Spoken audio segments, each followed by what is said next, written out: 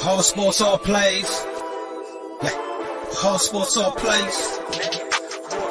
Whole sports all plays. 365, we making a plays. You talking the game, get you through the days. We're high in the court, the dime in the lane. Variety topics, living the same. All presentation, sports information. Hitting the airways, taking the nation. All sport, all plays, they working your faces. Grace at the field, so tie the laces. Whole sports all plays.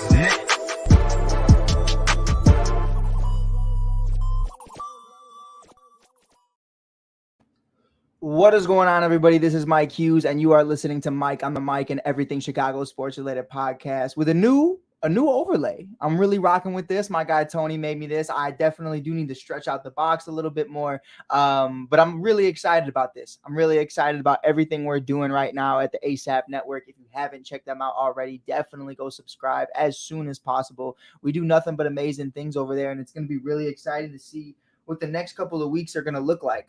Give me 1 second. I do have to flip the camera. There we go. Had to flip the camera really quick. I had everybody looking at my crotch, and I had to fix that. But we're live on TikTok Live right now. If you haven't subscribed there, please do. We are doing amazing work over there right now. I'm really happy with what we're doing in the community that we're building at the Shy.Kid. You can always find me on TikTok or on Instagram at the Shy.Kid or on Mike on the Mic on all streaming platforms, YouTube, Apple Podcasts, Spotify, etc. Mainly YouTube is really where we go live. But with that being said, we're kicking off this episode tonight. It's going to be really exciting to just have conversation about it, because I feel like there's so many different directions that the Chicago Bulls organization is going right now, and I think you can't really be wrong with no matter how you feel. You know, obviously, we had a show last night before the NBA draft lottery, and we discussed the Chicago Bulls potentially getting a top 4 pick, or potentially even pulling a Derrick Rose of 2008 with a 1.8% chance of getting the number 1 overall pick,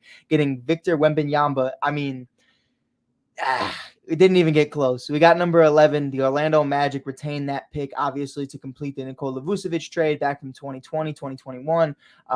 It's definitely something that I'm just happy is over. Obviously, looking back on that trade, it was, what was it? 2 first-round picks, if I'm not mistaken. Wendell Carter Jr. and Otto Porter Jr. Otto went on to win a championship with the Golden State Warriors. Wendell is flourishing with the Orlando Magic. Franz Wagner has become a part of that as his first-round draft pick from last year's draft, and obviously they will have number 11 overall this year via Chicago. They also have number 6, so Orlando's doing something nice over there. I'm really liking what Orlando's doing over there. I appreciate everybody tuning in today so far. Again, if you're new, smack that follow button. We got a lot of people coming in right now. My guy Mark said, "Hey, from Phoenix, I'm hearing DeRozan and trade talks with Phoenix. What are you hearing?" Yeah, that's really where I wanted to start this transition right now. The Chicago Bulls organization, from what everybody's understanding, is very split.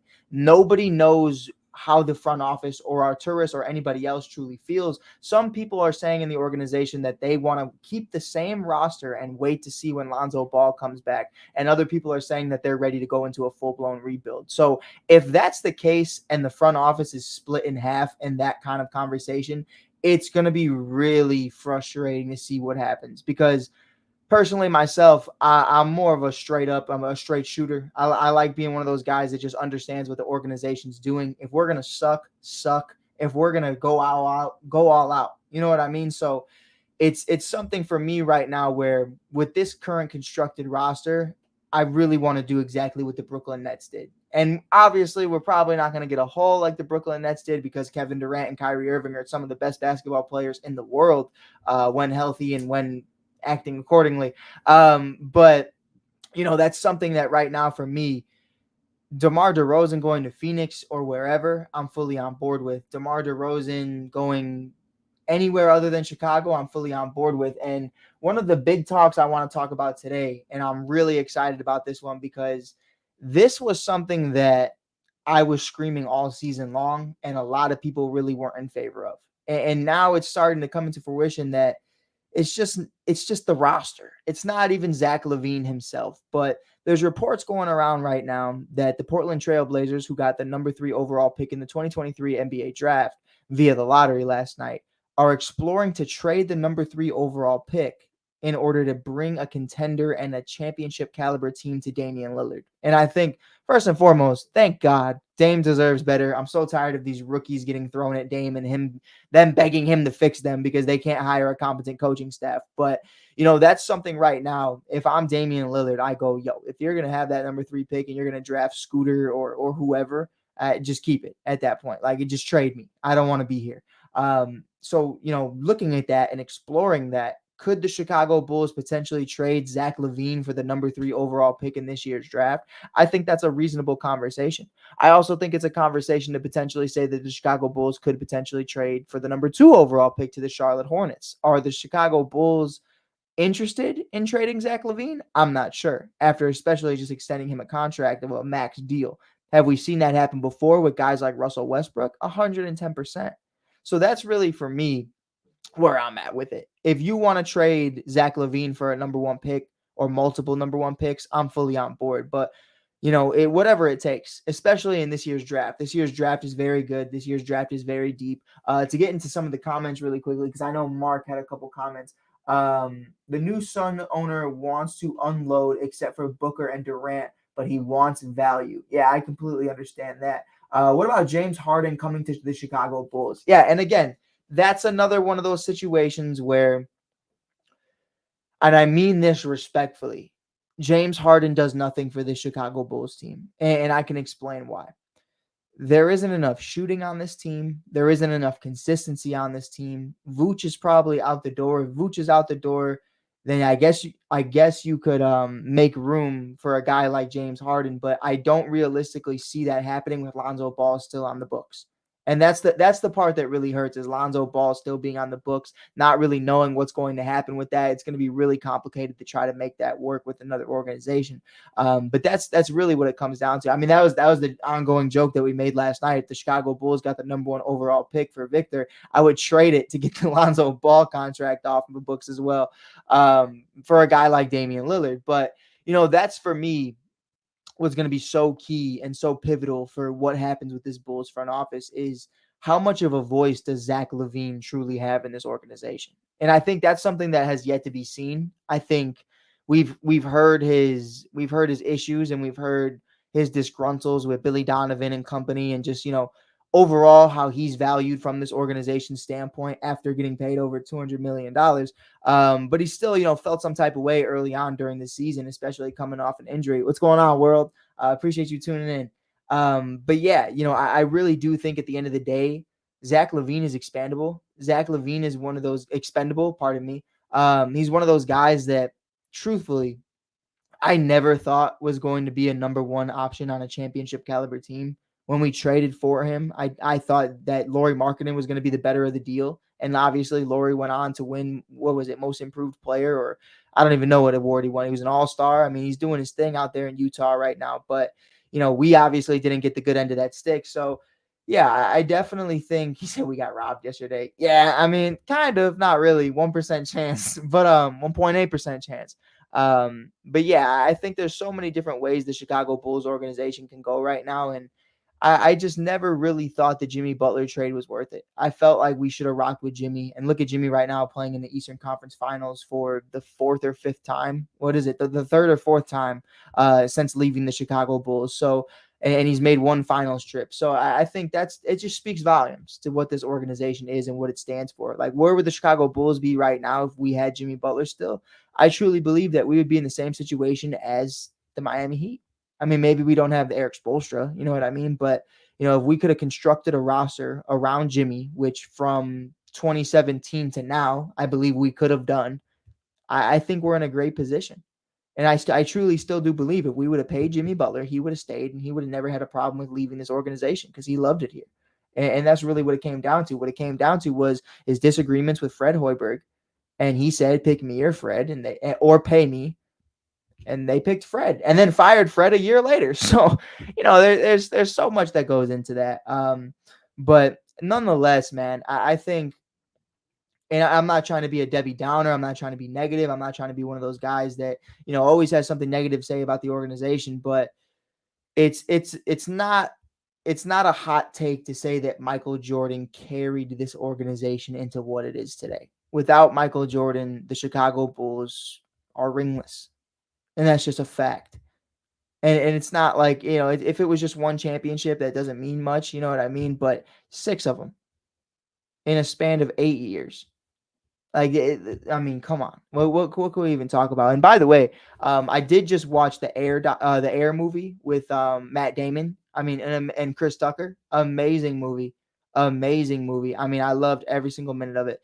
It was and for Michael Jordan to not even be seen throughout the entire movie, just made it 10 times better. It carried its own weight. The Nike movie. I mean, it's phenomenal. It's on Amazon Prime right now. If you have Amazon Prime for free. It's a great film. You definitely got to check it out. I enjoyed it. It was a lot of fun. Ben Affleck as well was in it. So, yeah, but there's so much that goes into this. And I think right now for the Chicago Bulls, there's just so many different conversations we can have. Like what is going to happen with Lonzo Ball? And if Lonzo Ball gets back, what is that even going to look like? Like, is Lonzo Ball going to be a shell of himself? How healthy is his leg going to be? Is he going to be able to maintain his health? Are there other injuries that are going to occur? Because we all know it's not Lonzo's first injury, first and foremost. I think there's a lot of conversations going around right now that there's just confusion all throughout the Chicago Bulls organization. And when the organization is confused, there's a call for a rebuild. And I honestly, here's my biggest issue. We haven't even talked about this. Vooch, let's take everything else out of consideration. Vooch walks in free agency. We trade DeMar. We trade Zach. We trade Caruso. Pat Bev walks. Patrick Williams, stay or go. I don't care. Kobe White, whatever happens. He's a free agent as well. But my big issue right now is, am I willing to go through another rebuild not knowing what I have in Billy Donovan?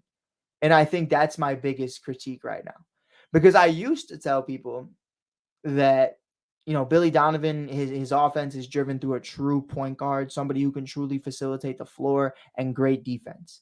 A guy like Chris Paul in OKC, Russell Westbrook in his prime, Shazier Alexander, obviously Lonzo Ball.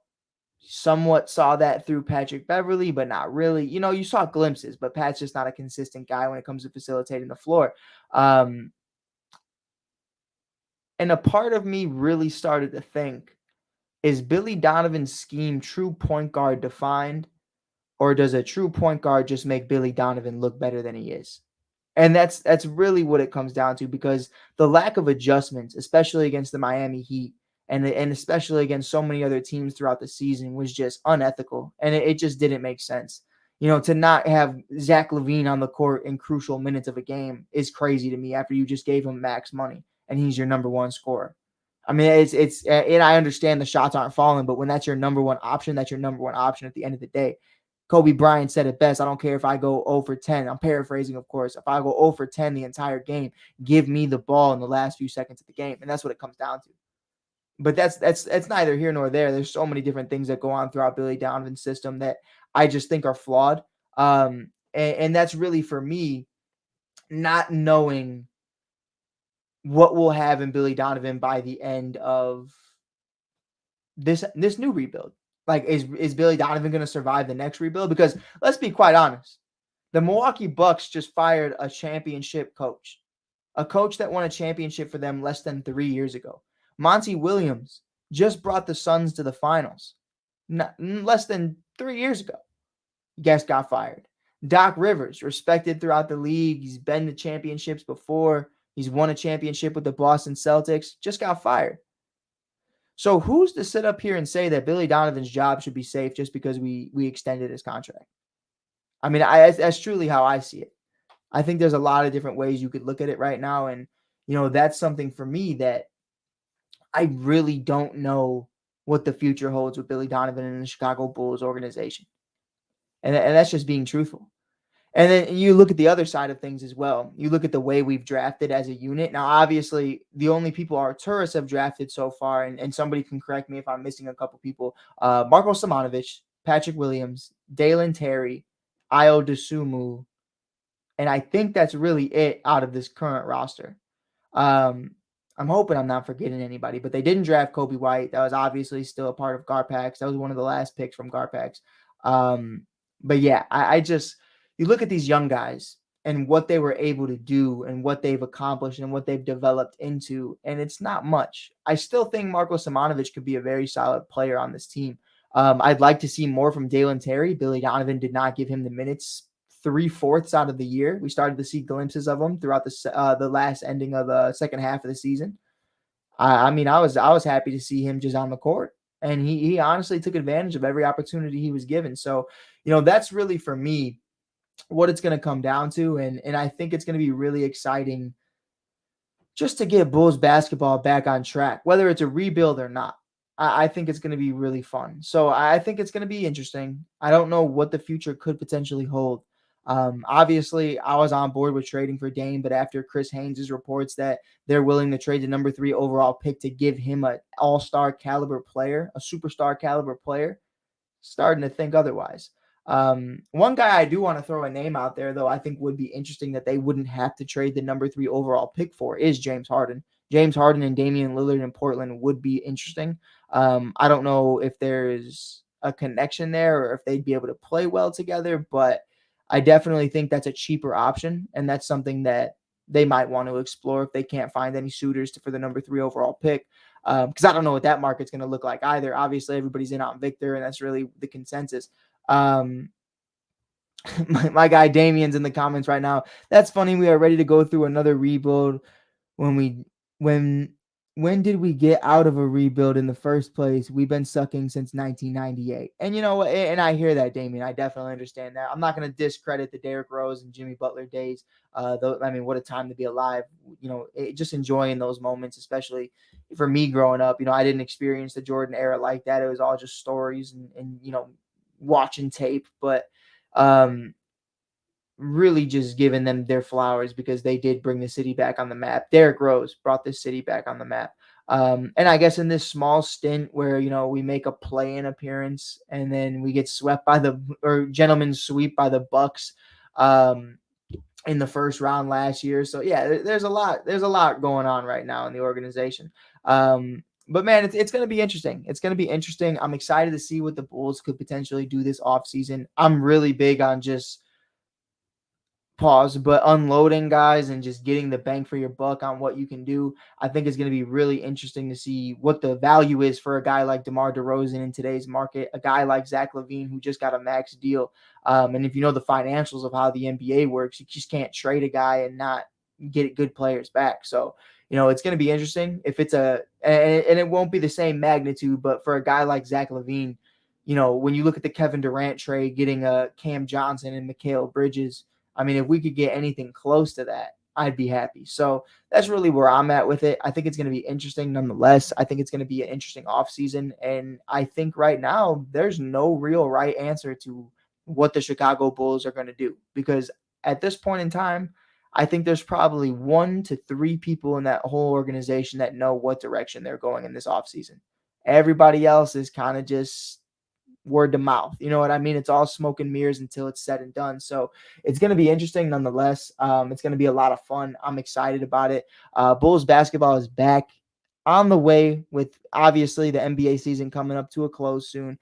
But it's going to be fun. It's going to be fun. Chicago Sky basketball is coming back as well. Obviously, I'll be hosting Skytown all season long. Super excited about that. We just got some interviews done. The final roster is going to be dropped tomorrow, and I will be doing my first episode of Skytown. We didn't do any preseason episodes, but if you follow me on Twitter, TikTok, Instagram, Facebook at Mike Hughes or at theshy.kid, you can find all my interviews so far this season with all the individuals like Marina Mabry, obviously Kalia Copper, Courtney Williams.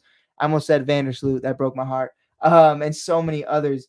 But yeah, we're going to be back at it at Wintrust Arena May 26th. It's going to be a lot of fun. I'm excited about it. Whether you like the WNBA or not, I would definitely greatly appreciate you guys tuning in every single night, rocking with me. I'll be rocking with you. And hey, maybe you go into it not really liking the WNBA, and maybe I can kind of just change your mind. Maybe I'm not saying it's going to be your favorite sport, but I think there's so much to offer there, and there's so much room for growth in that league that even if you're not a basketball fan, I think you can enjoy the WNBA if you truly give it an opportunity. So I'm really excited about it. I'm pumped. I hope you guys are too. I'm going to catch you guys on the next one. Again, if you're new here, smack that follow button. Follow me on TikTok at theshy.kid, and always give love to the All Sports All Plays Network. You can find them on all streaming platforms and all listening platforms, Apple TV, and so many others. With that being said, this is Mike Hughes from Mike on the Mic. Peace. Be great. All sports, all plays. Yeah. All sports, all plays. All sports, all plays. 365, we making a plays. You talking the game, get you through the days. We're high in the court, the dime in the lane. Variety topics, living the same. All presentation, sports information. Hitting the airways, taking the nation. All sport, all plays, like working your faces. Grace at the field, so tie the laces. All sports, all plays.